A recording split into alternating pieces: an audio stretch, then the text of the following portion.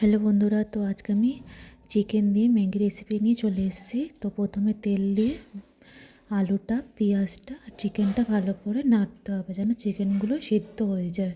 আর পেঁয়াজ কুচি কুচি করে দিয়ে দেবে। তো প্রথমে ম্যাগিটা সিদ্ধ করে রেখে দিতে হবে। আর আমি এখানে ডিম দিয়ে দিলাম, তোমরা ডিম দিতেও পারো নাও দিতে পারো। তারপরে চিলি সস আর সয়া সসটা দিয়ে দেবো। তারপর চিকেন মশলাটা দিয়ে একটুখানি নেড়ে নেব প্রথমে, যেন আলুটা চিকেনটা একটু সিদ্ধ হয়ে যায়। তারপরে আমরা প্রথমে যে ম্যাগিটা সিদ্ধ করেছিলাম ওইটা দিয়ে দেব,